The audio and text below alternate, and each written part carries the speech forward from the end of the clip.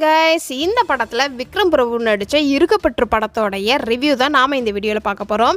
படத்தோடைய one line story என்னன்னு பார்த்துடலாம். இந்த படத்தில் 3 கப்பல் வர்றாங்க. கல்யாணத்துக்கு அப்புறம் சின்ன சின்ன மிஸ் அண்டர்ஸ்டாண்டிங் வருது. அது டைவர்ஸ் வரைக்குமே கொண்டு போய் விடுது. எப்படி அந்த சிச்சுவேஷனை ஹேண்டில் பண்ணுறாங்கன்னு ஒரு பக்கம், இன்னொரு பக்கம் கடைசியில் டைவர்ஸ் பண்ணாங்களா பண்ணலையா அப்படிங்கிறது தான் இந்த படத்தோடைய மீதி கதை. படத்தோடைய ஹீரோ பர்ஃபார்மன்ஸ்னு பார்த்தோம்னா 3 பேருக்குமே எமோஷன் சீன்ஸ் கொடுத்துருக்குறாங்க. 3 பேருக்குமே ஸ்கிரிப்டை சரிசமமாகவே எழுதியிருக்கிறாங்க. ஆக்ட்ரஸோடைய பர்ஃபார்மன்ஸு சூப்பராக இருந்துச்சு. படத்தில் ஹீரோயினை பார்த்தோம் அப்படின்னா 3 பேருக்குமே ஸ்ட்ராங்கான ரோலாக கொடுத்துருக்குறாங்க. அதுலேயும் சைக்காலஜிஸ்டோடைய ரோலு பக்காவாக பொருந்திருக்குது படத்தோடைய கதையில்.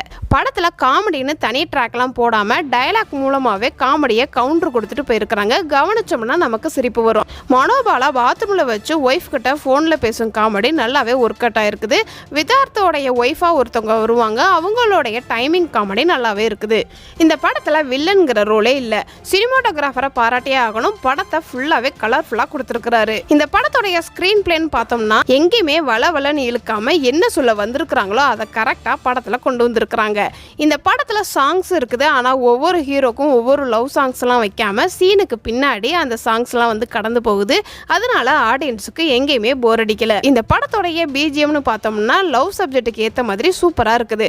ஃபர்ஸ்ட் ஹாஃப் சூப்பராக இருக்குது. செகண்ட் ஹாஃப் போர் அடிக்காமல் இருக்குது. படத்தில் சென்டிமெண்ட் சீன் பார்த்தோம்னா வித்தார்த் வந்து பிஸ்னஸ் ஸ்டார்ட் பண்ணுற பற்றி ஒரு ஸ்டோரி சொல்லியிருப்பாரு. அந்த சீனும் சரி, விக்ரம் பிரபு வந்து ஆப்பை பற்றி தெரிகிற அந்த சீனும் சரி, ஸ்ரீ வந்து பாத்ரூமில் வச்சு அழுகிற சீனும் ஆடியன்ஸை கண்கலங்க வைக்குது. இந்த படத்தில் அடல்ட் கண்டென்ட் எங்கேயுமே இல்லை. ஸோ குடும்பத்தோட பார்க்கக்கூடிய ஒரு ஃபீல் குட் மூவி தான் இது. சஸ்பென்ஸு, ட்விஸ்ட்டு, ஃப்ளாஷ்பேக்னு இந்த படத்தில் எதுவுமே இல்லை. இந்த படத்தோடைய கிளைமேக்ஸ் வந்து ப்ரிடிக்ட் பண்ணக்கூடிய ஒரு கிளைமேக்ஸாக அமைஞ்சிருக்குது.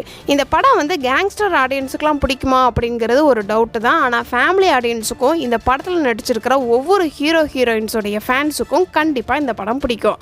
ஓவராலாக இந்த படம் ஒரு ஃபீல் குட் மூவி. மிஸ் பண்ணாமல் தியேட்டரில் போய் பார்க்கலாம்.